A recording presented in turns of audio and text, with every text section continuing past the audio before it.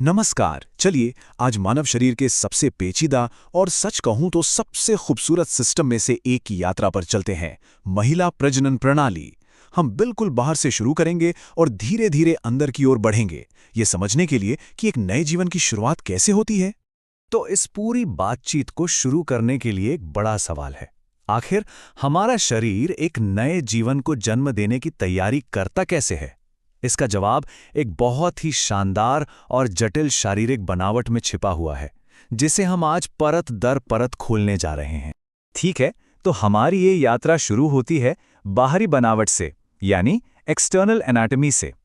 इन सभी बाहरी अंगों को एक साथ एक खास वैज्ञानिक नाम दिया गया है, और वो नाम है वल्वा। देखिए, ये एक कलेक्टिव टर्म है, यानी एक ऐसा शब्द जो बाहरी महिला जननांगों के सभी हिस्सों के लिए इस्तेमाल होता है।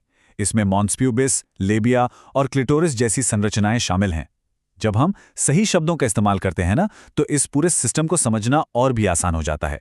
तो चलिए देखते हैं कि वल्वा के ये मुख्य हिस्से हैं कौन कौन से।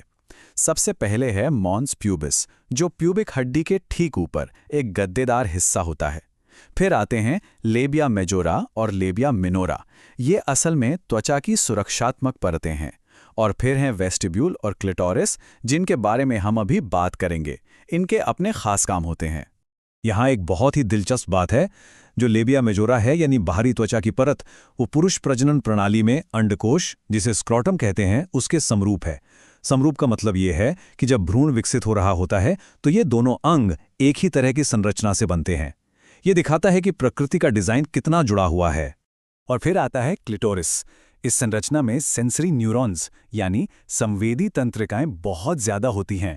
इसी वजह से ये शरीर के सबसे संवेदनशील हिस्सों में से एक है और यौन उत्तेजना में इसकी एक बहुत ही अहम भूमिका होती है। चलिए अब हम शरीर के थोड़ा और अंदर चलते हैं, इसके प्रवेश द्वार की तरफ। ये हैं योनि और गर्भाशय ग्रीवा। योनि जो है वो बाहरी दुनिया और शरीर के अंदर के प्रजनन पथ के बीच एक बहुत जरूरी पुल का काम करती है। देखिए, योनि सिर्फ एक रास्ता नहीं है, बल्कि ये एक रक्षक भी है। ये एक बहुत जरूरी बैरियर की तरह काम करती है, जो अंदर के नाजुक प्रजनन अंगों को बाहरी दुनिया के संक्रमण से बचाकर रखती है। और इस सुरक्षा को बनाए रखने के लिए योनि का जो माहौल होता है वो थोड़ा अम्लीय यानी एसिडिक होता है। इसका पीएच लगभग 4.5 के आसपास होता है।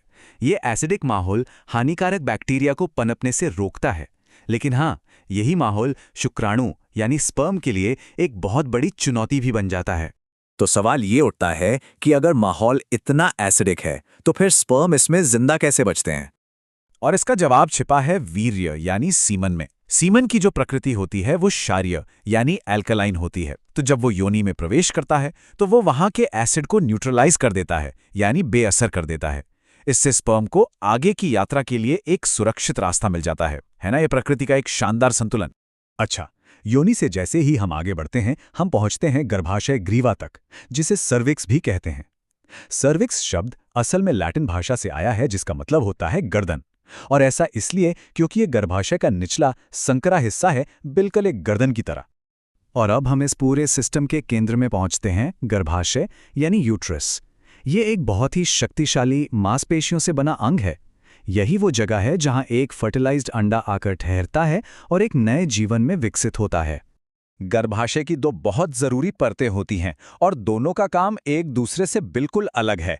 पहली है एंडोमेट्रियम। ये अंदरूनी परत है जो हर महीने प्रेगनेंसी के लिए खुद को तैयार करती है, एक पोषक बिस्तर की तरह मोटी हो जाती है। और दूसरी है मायोमेट्रियम। ये बाहरी शक्तिशाली मांसपेशियों की परत है जो बच्चे के जन्म के समय संकुचन पैदा करती है। इन परतों को एस्ट्रोजन, प्रोजेस्टेरॉन और ऑक्सीटोसिन जैसे हार्मोन नियंत्रित करते हैं। गर्भाशय से आगे हमारी ये यात्रा हमें ले जाती है फैलोपियन ट्यूब्स में। ये वो महत्वपूर्ण रास्ता है जहां अंडा और शुक्राणु यानी एग और स्पर्म पहली बार मिलते हैं। आप फैलोपियन ट्यूब को एक रास्ते की तरह समझ सकते हैं। ये गर्भाशय के पास एक संकरे हिस्से से शुरू होती है, जिसे इस्थमस कहते हैं। फिर ये एक चौड़े हिस्से में खुलती है, जिसे एम्प्यूला कहते हैं।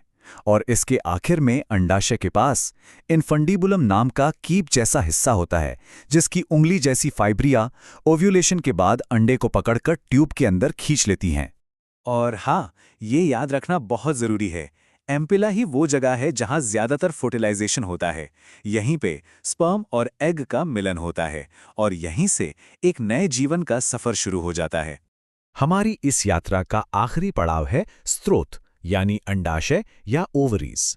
ये अंग प्रजनन की पूरी प्रक्रिया में एक नहीं बल्कि दोहरी भूमिका निभाते हैं। तो अंडाशय के दो मुख्य काम हैं।